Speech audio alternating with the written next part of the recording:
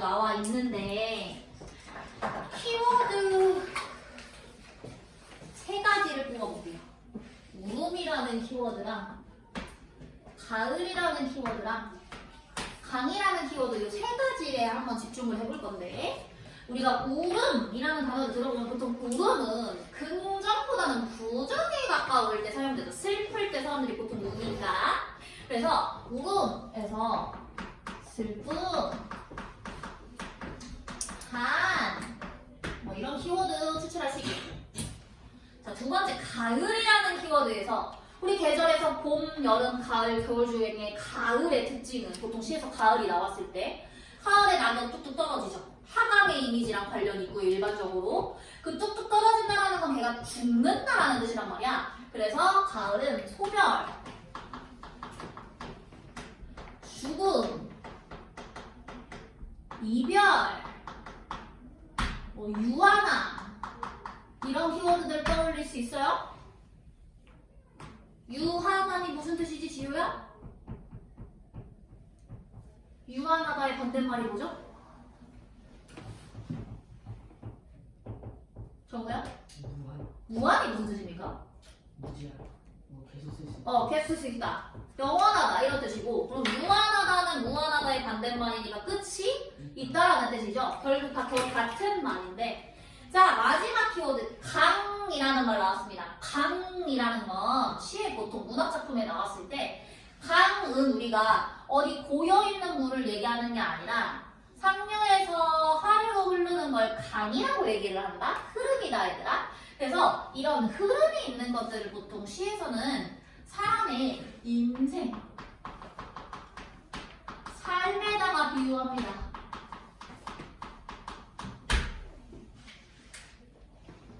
그럼 이렇게 세 가지 키워드에서 우리가 의미 여러 가지를 유출해 보았을 때 이 시가 어떤 내용을 다룰 거라고 우리가 요약할 수 있을까, 도윤아? 제가 봤을 때는 네. 인생에서 가는 거. 그치, 늙어가는 거, 죽어가는 거, 그쵸? 사람들은 다 살아간다라고 얘기하지만 어떻게 보면 죽어가는 거잖아, 우리 다. 그 죽음과 관련된 거. 인간이라는 게 태어났을 때 태어나고 나서 끝이 아니라 언젠가는 죽게 된다는 거에 대한 얘기를 할 거예요. 되게 무거운 얘기인데. 자, 박재삼이라는 시인이 보통 그런 인생의 한에 대해서 얘기 많이 하는 작가기도 하고요. 너무 어려운 시일수록 쌤이 뭐 한다고 했어? 보기에서 힌트 많이 준다고 했어. 그래서 우리가 2번 보기 한번 읽으러 들어가 보면 이 작품은 이렇게 읽어줘 라고 알려줍니다. 자, 뭐라고 알려줬냐? 정리 한번 해보자. 읽어봤더니 울음이 타는 가을강은 친구의 이야기와 강물의 흐름이라는 두 개의 정황이 진술의 축을 이루고 있다. 자, 상황은 두 가지의 흐름으로 나눠질 거예요. 친구의 사랑 이야기 와 관련해서 하나, 그리고 강물의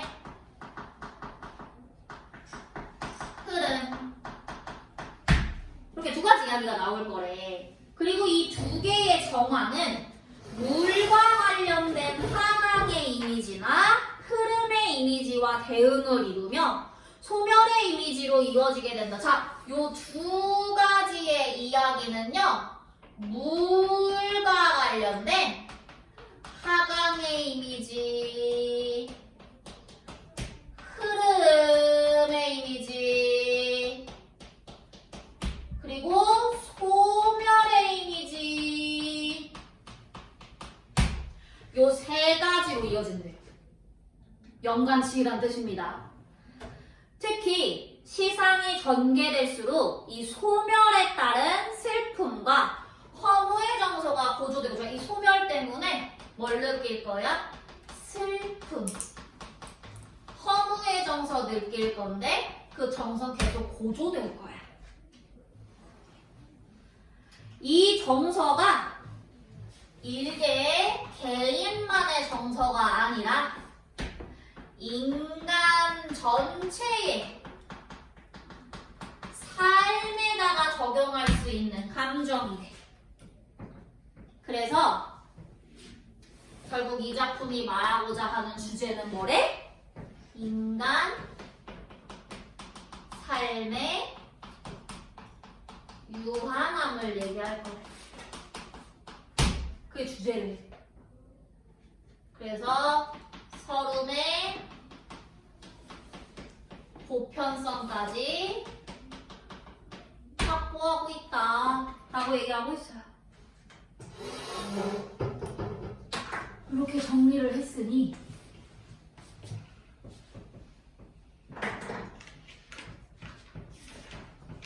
한번 작품을 읽으러 들어가 보겠습니다. 어떤 내용이 전개가 될까? 자, 연은 총 3개의 연으로 구성되어 있어요. 1년. 먼저 읽으러 들어가면 마음이 한 자리도 못 앉아 있는 마음일 때, 자, 화자 무슨 마음이래? 한 자리도 못 앉아 있는 마음이래. 이런 마음은 긍정에 가까워, 부정에 가까워, 선율아? 부정에 가까워. 되게 좀 불안정한 내면을 이렇게 표현한 것 같아요.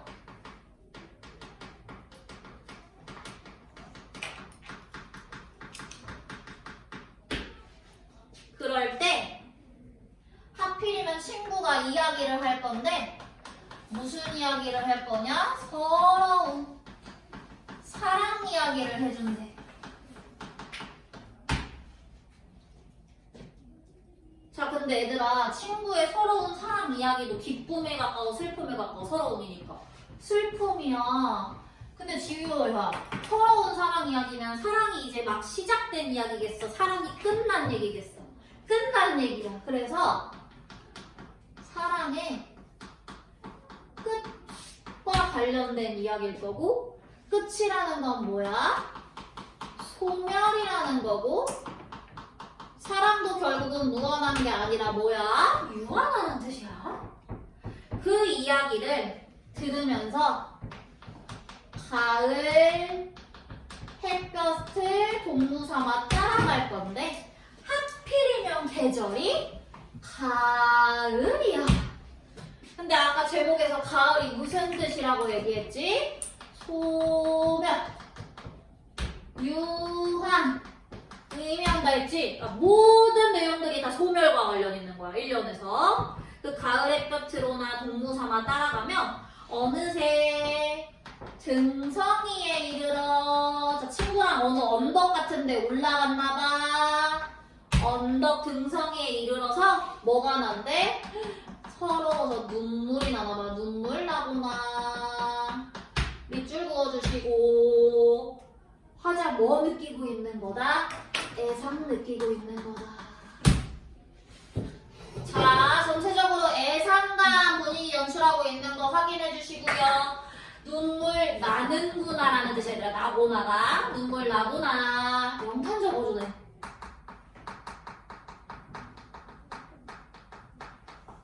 감탄하고 있으니까. 자, 그리고 스탑. 1년 다 읽었어. 하자 지금 무슨 상황인지 알겠어? 그 우울한 상황이야. 하필이면 너 친구가 서러운 사랑 얘기 해주고 있어.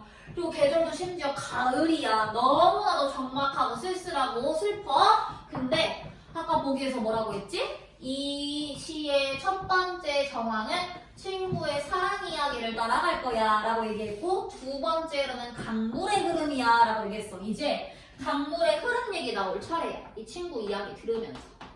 이어갑니다.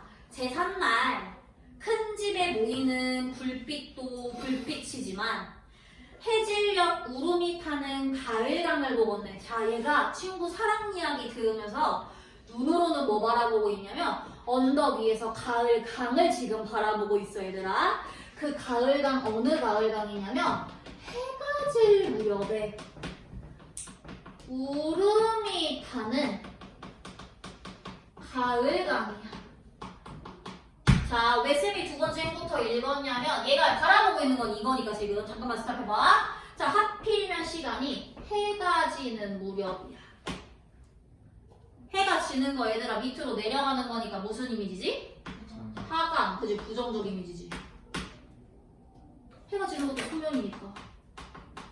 끝이니까. 그리고 얘들아 머릿속에 해가 지고 있는 가을 강 무슨 색깔인지 떠올려봐. 해가 지고 있어. 가을 강이야. 강물 무슨 색일 것 같아? 파란색. 주황색, 주황색, 노란색, 붉은색 섞여 있겠지. 왜? 가을이니까 주변에 낙엽 같은 것들, 단풍 같은 것들 져 있고 노을 지고 있는 상황이니까 그 붉은 색깔 강을 바라보면서 화자가 뭐라고 했냐면 우름이 타고 있는 가을강이라고 얘기했어. 잠깐만 스탑. 이 가을강 화자가 느끼고 있는 감각 뭐야? 뭘로 보고 있어? 눈으로 보고 있잖아. 시각이잖아. 근데 거기에 뭐가 있다고? 우름이 타고 있대. 우름은 뭘로 느끼는 거야? 청각으로 느끼는 거잖아. 근데 실제로 얘가 강이 우는 소리를 듣고 있는 거야? 아니죠. 시각을 청각으로 바꿔서 표현한 거죠? 정우야 이런 거 무슨 감각이라고 하더라? 이중. 네. 도윤이? 공감. 그렇지. 공감각이라고 하죠.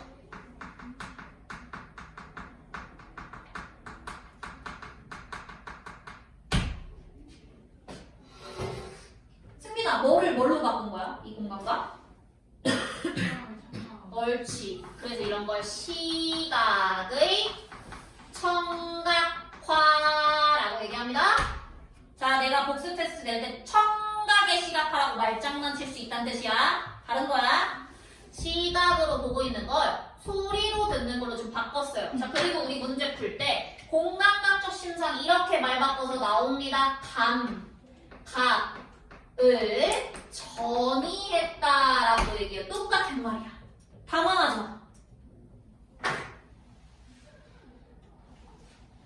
자, 얘가 마음이 너무 슬퍼서 그런지 해질녘 가을강을 바라보면서 울음이 녹아서 타고 있는 가을강이라고 본 거야. 타고 있는. 자, 근데 앞에서 무슨 얘기 하냐면 제삿날 큰 집에 모이는 불빛도 불빛이지만 이라고 하면서 뭘 얘기했냐면 자기는 이걸 보면서 사람들이 제삿날 누가 죽었을 때 옛날에는 큰 집에 모여서 제사를 지내잖아. 장례식장이 아니라. 그럼 그 집에 사람 죽었다고 이렇게 등불을 달아놓거든? 멀리서 바라보는 그 등불 같아 보인대 이게. 그래서 여기서도 지금 뭐 느끼고 있는 거냐면 소멸의 이미지 느끼고 있는 거야. 구름이 타는 가을강에서도 뭐 느끼고 있는 거냐면 소멸의 이미지 보고 있는 거야. 지금.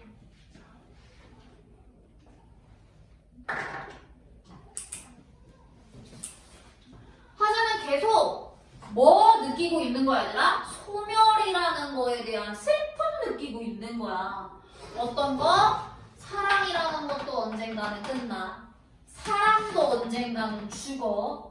지금 내가 바라보고 있는 이런 강도 있잖아 얘들아. 강도 계속 흐르는 게 아니라 흐르고 흐르다가 바다로 나아가면 끝나잖아. 그런 거 바라보면 지금 계속 얘 슬퍼하고 있는 거야. 3년 들어가 볼까요? 저것 봐 저것 봐.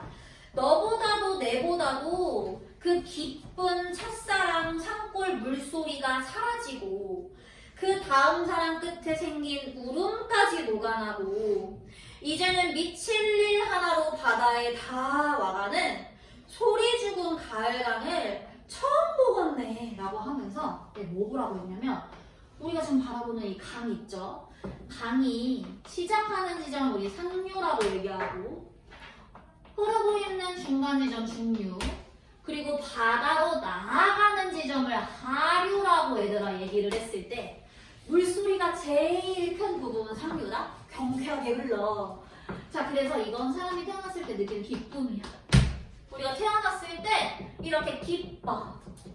인생의 뭐야? 유년기야.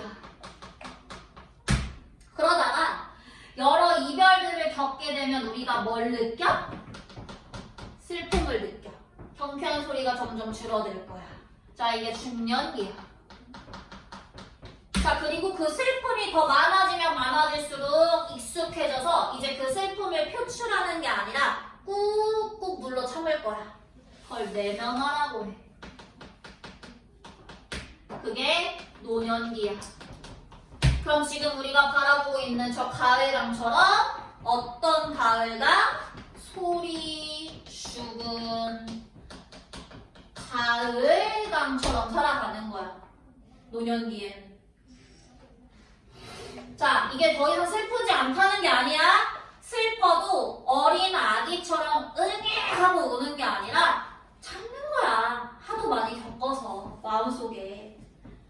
내면화된 한이야.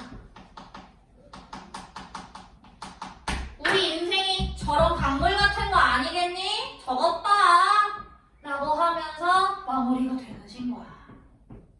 되게 어렵죠. 자, 그래서 우리가 지금 친구의 사랑 이야기 그리고 강물의 흐름을 통해서 하강, 흐름, 소멸의 이미지 통해 화자가 슬픔과 허무함 느끼고 있는 거 확인했어요. 모든 건 다 끝이 있다. 그래서 친구의 개인적인 이야기를 들었는데 결국엔 인간의 삶이라는 게 이런 거 아닌가 하는 생각. 인간의 삶은 언젠가 끝이 있고 참 그거 서러운 거다. 근데 나이를 먹으면 먹을수록 나 너무 죽는 거 싫어! 이게 아니라 어쩔 수가 없구나 하고 받아들이는 게 인간의 삶이다 라는 어려운 얘기를 다루고 있는 작품인 거예요. 자, 이 시가 사실 쌤이 이렇게 여러분들한테 설명을 해도 모든 문학작품이 그래더라. 100% 와닿기가 힘들거든? 왜 그러냐면 너네들이 어떤 사건을 경험하고 안 하고의 차이가 되게 크단 말이야. 예를 들어 이런 거죠. 여러분들은 주변에 가까이 있는 가족들 중에 갑자기 누군가가 죽은 걸 경험해 본 적 있는 사람. 진짜 가까운 내 가족. 같이 살고 있는 가족. 웬만하면 없어. 있을 수도 있지만 웬만하면 여러분들 나이대에는 없단 말이야. 그런 경험들이. 그리고 갑자기 친구가 죽었다. 없잖아. 없는 게 맞아요. 웬만하면 그런 사건들이 일어나지 않고 원래 주변 지인들이 죽는다라는 건 우리가 나이를 먹었을 때 결혼도 하고 자식도 낳고 한 60대, 70대가 됐을 때 주변 사람들이 돌아갈 수도 있고 부모님이 돌아가실 수도 있고 내 친구들이 나이 먹고 죽을 수도 있고 막 이렇단 말이야. 죽음이라는 경험은 나이가 많이 들면 들수록 많이 생기는 사건들인데 그런 것들은 우리가 어느 정도 경험해봐야 이런 시가 와닿거든? 쌤도 고등학교 때 이 시를 배웠어. 이 시를 배우면서 공감각적 심상이란 건 이런 거야. 배웠단 말이야. 그렇게 수업 들었을 때는 그냥 아무것도 머리 안 남고 공감각이라는 건 어떤 감각이 다른 감각으로 바뀌는 거구나. 이것만 나와. 남았다가 언제 이 시가 이 시 진짜 되게 슬픈 시네? 라고 느꼈냐면 쌤도 죽음이라는 걸 간접적으로 경험했을 때 언제 쌤이 죽음이라는 걸 처음으로 간접적으로 와 사람이 이렇게 갑자기 죽을 수도 있구나 라는 걸 경험을 했냐면 쌤이 20살 때 대학생이 돼서 아르바이트를 하고 있는데 고등학교 때 같은 반 반장이 갑자기 전화가 온 거야. 졸업하고 나서 한 번도 연락한 적이 없었어. 전화가 와서 받았더니 지연아 너 누구 죽었으니까 오늘 장례식장 올 수 있어? 진짜 이렇게 물어봤어. 알바하고 있는데 그래서 내가 그 친구가 우리 같은 반 친구였는데 걔가 왜 죽었지? 라는 마음이 들었지만 전화상으로 그 이유를 물어보기가 너무 정신이 없는 거야. 그래서 아르바이트 끝나고 바로 까만 옷으로 갈아입고 장례식장에 갔어. 갔더니 진짜 약간 좀 쇼킹했던 게 고등학교 졸업하고 못 봤던 우리 고3 반 애들이 다 그 장례식장에 와 있고 우리 담임 선생님도 거기 계시는 거야. 졸업하고 못 봤던 사람들이 다 있어. 그리고 진짜 영정사진, 그 드라마 나오는 것처럼 영정사진에 선생님 친구가 고등학교 교복 입은 사진으로 있었어. 우리가 졸업하고 딱 20살 됐을 때 일이니까. 그래서 거기 가서 그 앞에서 절하고 이렇게 향초 같은 것도 이렇게 놓고 이게 무슨 상황이지? 누구한테 무슨 일이냐고 물어보기 뭐해서 이렇게 누나를 불리고 있으니까 우리 반 반장이네 이제 나한테 와. 그래서 야 뭐 오랜만이다. 뭐 잘 지냈냐? 뭐 대학 뭐 잘 다니고 있냐? 이런 얘기를 하다가 죽은 이유를 물어봤더니 암으로 죽었대.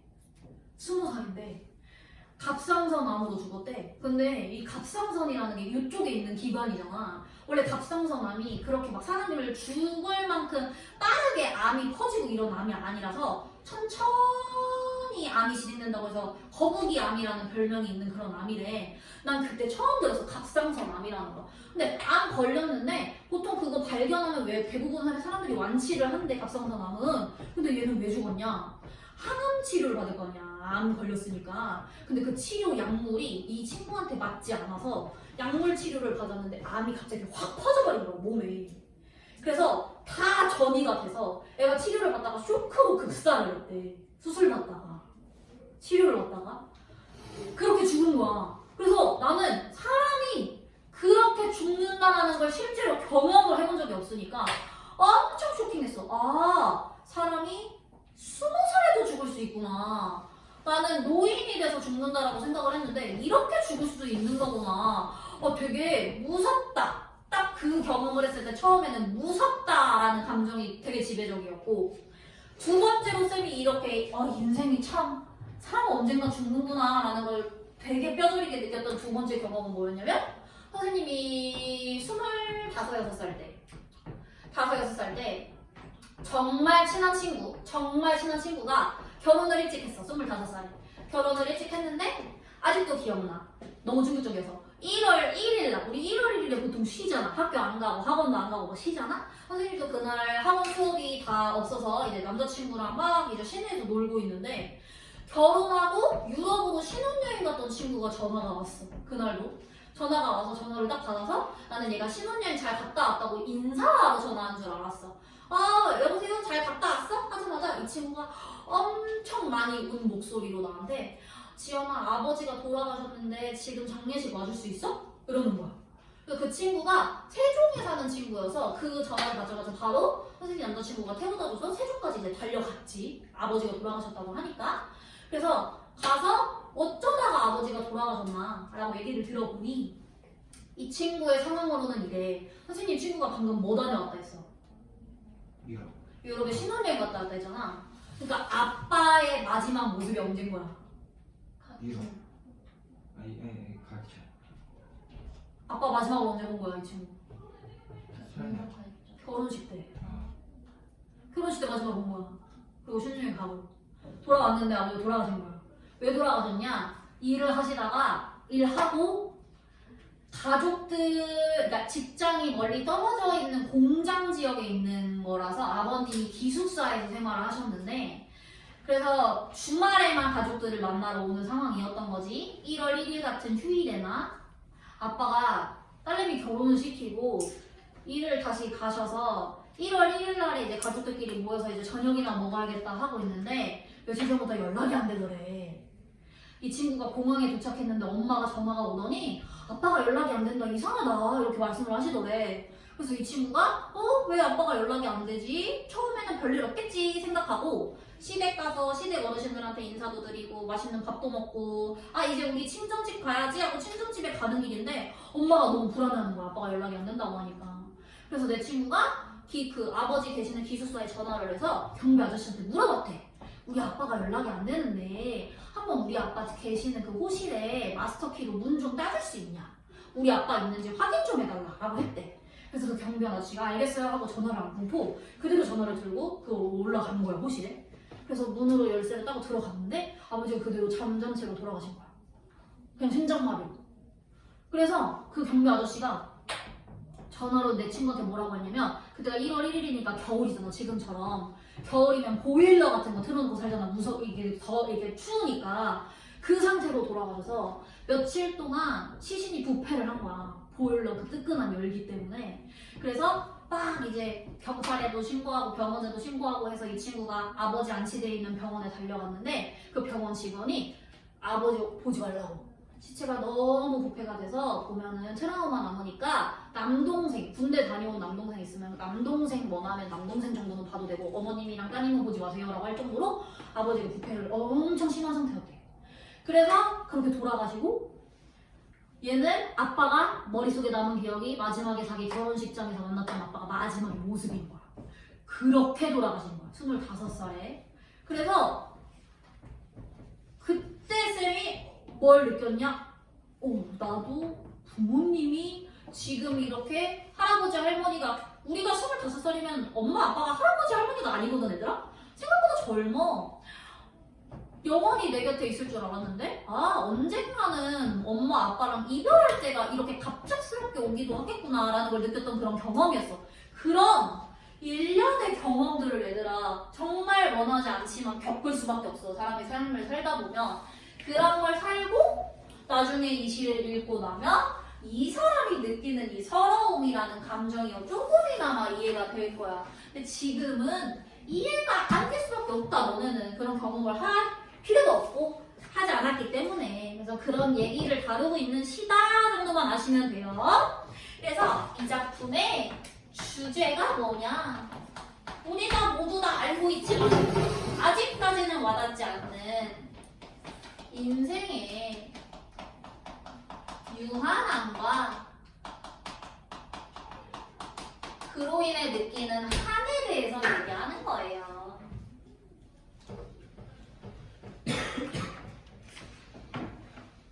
자, 그래서 문제풀이 한번 가보면 1번 이 시의 특징으로 가장 적절한 것은 정답 1번입니다. 1번 자연현상에 인생과 관련된 의미를 부여하고 있다. 왜 맞아? 강물의 흐름에서 인생을 확인하고 있으니까요. 자, 나머지는 뭐 헷갈릴 거 없어요. 2번 바로 넘어갈게요. 보통 틀리면 2번 많이 틀리는데 2번 틀리는 친구들은 선지를 좀 꼼꼼하게 읽어주세요. 그리고 이거 다 맞힌 친구들도 확실히 본인이 틀렸다고 생각한 분이 맞는지 잘 봐야 돼. 너네가 잘못 생각하고 답만 맞췄을 수도 있어. 봐봐. 1번부터 서러움이라는 것에 나타나는 정서는 화자가 동무 삼아 따라가는 과정을 거친 후 하강의 이미지로 형상화된 걸 알 수 있어. 강물의 이미지로 형상화됐으니까 하강의 이미지 맞죠? 2번 사랑 이야기 끝에 보인 화자의 눈물이 울음으로 이어지는 것으로 보여. 자, 눈물만 또르르 흘리는 것보다 울음이라는 키워드로 바꾸면 조금 더 심화되죠? 그래서 감정이 점차 고조되어감을 알 수 있어. 맞고. 3번 잘 봐. 1년의 햇빛, 2년의 해질녘 각각 흐름과 소멸의 이미지를 부과시킨다. 얘들아, 여기서 흐름이 햇볕이 흐름이었어? 강물이 흐름이었어? 강물이 흐름이잖아. 그러니까 틀렸잖아. 됐죠? 햇볕의 흐름으로 보시면 안 되잖아요. 그래서 정답이 3번인 겁니다. 자, 4번 사면의 첫사랑 산골 물소리가 소리 죽은 가을강에 이르는 것. 자, 첫사랑 산골 물소리는 유년기, 소리 죽은 가을강은 노년기. 그래서 인생의 과정을 형성한 걸로 볼 수 있고, 사랑 끝에 생긴 울음까지 녹아난 가을강이 바다에 바다를 일만 남았다 끝나는 거죠. 인간 삶의 유한한 황후의 정서 드러낸 것도 맞습니다. 자, 마지막 3번 공감각적 이미지 사용된 구절 찾아라 라는 문제니까 정답 3번이죠. 됐죠? 확인해 주시고 다음 주에 42페이지 42페이지가 아니라